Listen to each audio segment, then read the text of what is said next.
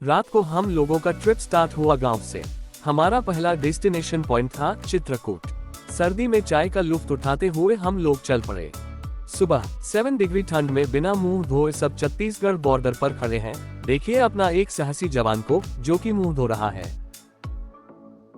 मुंह तो धोया नहीं हम लोगों ने, लेकिन ब्रश तो करना पड़ा। नाश्ता जो मिला है बहुत मुश्किल से।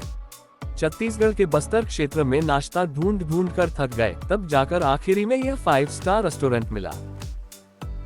आखिरकार हम लोग चित्रकूट पहुंच ही गए। वहां हम थोड़ी फोटो खिंचवाए और थोड़ी नाव की सैर की। फिर अलविदा कहकर हम अपनी अगली मंजिल की ओर निकल पड़े। दूसरे डेस्टिनेशन तीरथगढ़ में थोड़ा बहुत पानी देखकर हम लोग जयपुर टाउन की तरफ निकल पड़े।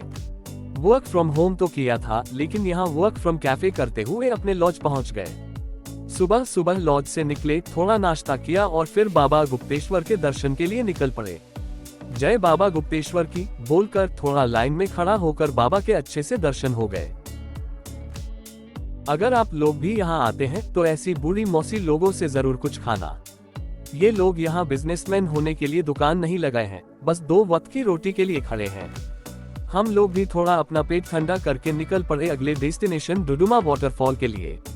रास्ते में हम लोगों ने एक ढाबा में लंच किया, जो कि गांव की कुछ महिलाएं सरकार की सहायता से चलाती हैं। डुडुमा वाटरफॉल में धूप को चीरते हुए कुछ फोटो खींचने की कोशिश की, लेकिन एक भी फोटो अच्छी नहीं आई, तो हम लोग निकल पड़े माचकुंड और रानी डुडुमा वाटरफॉल देखने के लिए।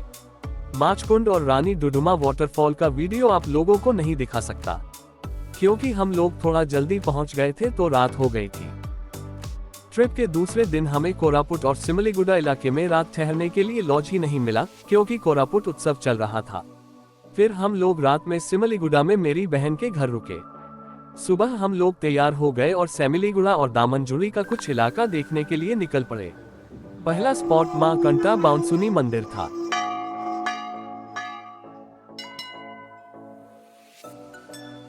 उसके बाद हम लोग रेड मड पॉन्ड देखने गए। ये वही दर्शनीय स्थल है जहां नाल्को प्लांट का सारा कचरा जमा होता है। साथ ही साथ दामनजुड़ी के हनुमान भगवान का दर्शन करके निकल पड़े पुंसिल वाटरफॉल की तरफ। पुंसिल वाटरफॉल पिकनिक और नहाने के लिए बेस्ट प्लेस है, लेकिन हम लोगों के पास इतना टाइम नहीं था, तो हम लोग वाटरफॉल के सामने थोड़ा डांस करके ही आ गए रिटर्न। रात को देवमाली पहाड़ के ऊपर कैंपिंग करने के लिए हम सब सामान कार में पैक करके निकल पड़े आड़े टेढ़े घाट वाली रास्तों से पहाड़ के ऊपर। हम कैंपिंग का सारा सामान सिमलीगुड़ा से ही लेकर आए थे। कैंपिंग का सामान कुछ ज्यादा हो गया और हमारी गाड़ी थोड़ी छोटी पड़ गई, इसीलिए सबकी हालत थोड़ी टाइट हो गई। इसी में ही तो मजा है, नहीं तो काहे का कैंपिंग।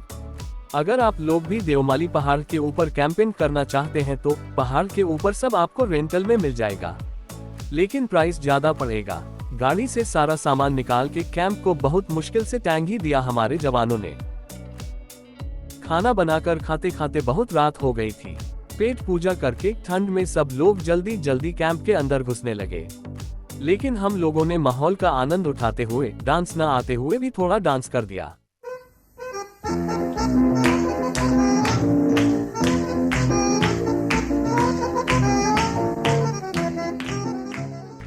फिर सब लोग अपना अपना कंबल ओढ़कर एक दूसरे को शुभ रात्रि बोलकर शांति से सो गए। सुबह मैं थोड़ा देर से उठा तो क्या देख रहा हूँ, ये लोग तो सब कुछ पैकिंग करके रेडी हैं पहाड़ की चोटी पर जाने के लिए। मैं भी थोड़ा अगल बगल टहल कर निकल पड़ा पहाड़ की चोटी के लिए। कमजोर दिल वाले लोग थोड़ा संभल कर आना, ऊपर जाने का रास्ता बहुत ऊबड़ खाबड़ है। हम लोग भी एक दूसरे का हौसला बढ़ाते हुए चलते रहे पहाड़ की चोटी की तरफ। लेकिन जो कहते हैं ना, कुछ पाने के लिए मेहनत तो करना पड़ता है। ऊपर आने के बाद जो नेचुरल ब्यूटी देखने को मिलती है उसका जवाब नहीं। पहाड़ के ऊपर कुछ टाइम बिताने के बाद हम लोग रवाना हो पड़े अपने घर की तरफ। दिन में ये पहाड़ का रास्ता और भी सुंदर दिख रहा था, रात में तो हमको पता ही नहीं चल रहा था कि कहाँ जा रहे हैं। घर पहुंचने से पहले अपना इस ट्रिप का लास्ट डिनर किया मिलके। बस ये ट्रिप इतने में खत्म होता है। दोस्त लोग फिर मिलते हैं कुछ न्यू स्टोरी के साथ। Bye bye.